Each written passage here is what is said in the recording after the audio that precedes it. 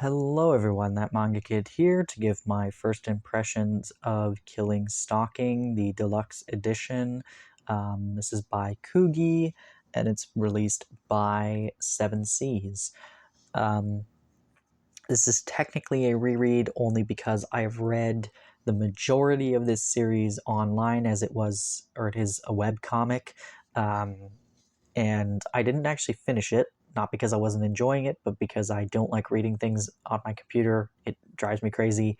So I just fell off of reading it only because I was tired of scrolling. And then when I found out it was getting physically released, I was quite excited because I went, oh, cool, I can actually buy it and then actually finish reading it.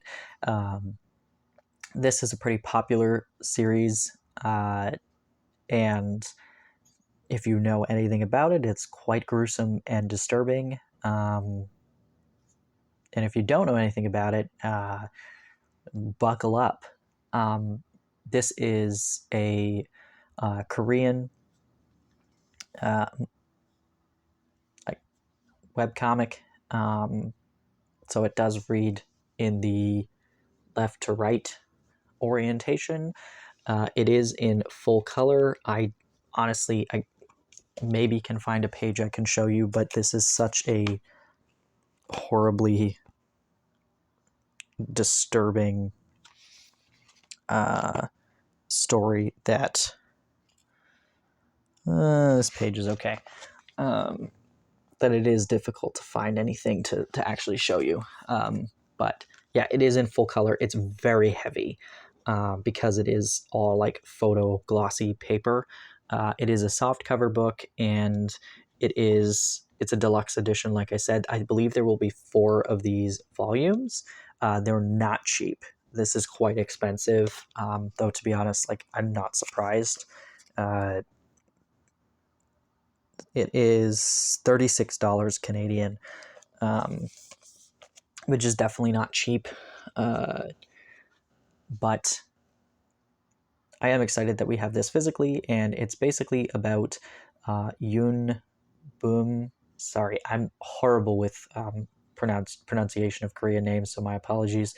But he is a stalker, and he has been stalking this very handsome college classmate of his named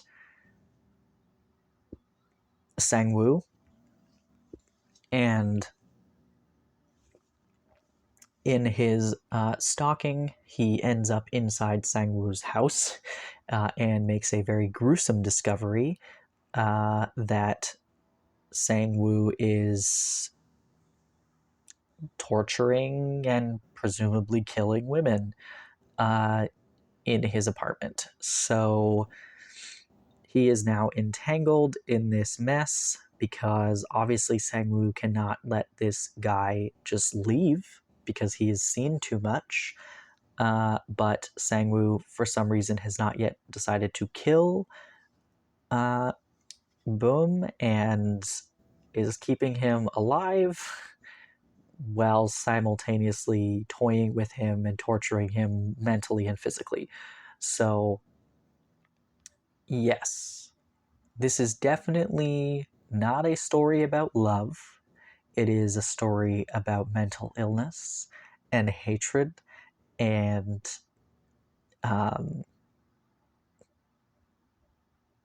serial killers and stalkers, and there is an angle of the police kind of detectives trying to figure out what's going on. It's a story about manipulation and like Stockholm syndrome and childhood trauma and all of this stuff all rolled into one. It is definitely not an easy read. It's not something that I'm like, wow, this makes me feel great. It's definitely uncomfortable. It's definitely gruesome and horrible. But I do like horror sort of stories. So in like manga and manhwa form. So it's entertaining. Is this a model relationship? No. Should you strive to behave this way or find someone in your life who does? No. No. But I'm an adult, and I can differentiate between fantasy and reality. Uh, so yeah, I enjoy this story. I think that it is gruesome and uncomfortable and horrible. I read it in October, spooky season. I think it was perfect for it. I am excited to read more of it. I think the next volume will all be stuff I've already read as well. But yeah, I think probably that final deluxe edition, volume 4, will be new content for me, but I think the first 3 of these editions will probably be stuff I've already read. So but yeah, I mean, it's been a while since I read it anyway, so there was stuff that I had forgotten, and it still feels pretty fresh. Of like, it doesn't feel boring to reread it. So yeah, I think that if you're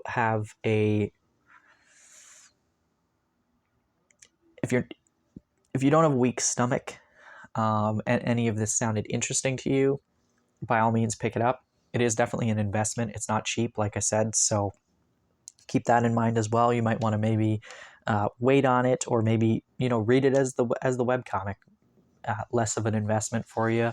Um, but yeah, it's something that I am happy to own physically, and I'm excited to read the rest of it and finally actually finish reading the series. So I'm glad we're getting more web comics. I think it's opening up the opportunity for creators to really, um, you know, create as they can online. But I think I'm hoping that it's pretty exciting for these creators who maybe never thought of themselves as entering kind of traditional publishing worlds, that their works are getting recognized so highly, um, or so like recognized worldwide, to the point where not only is their stuff getting printed physically in their own countries, but also in other countries too.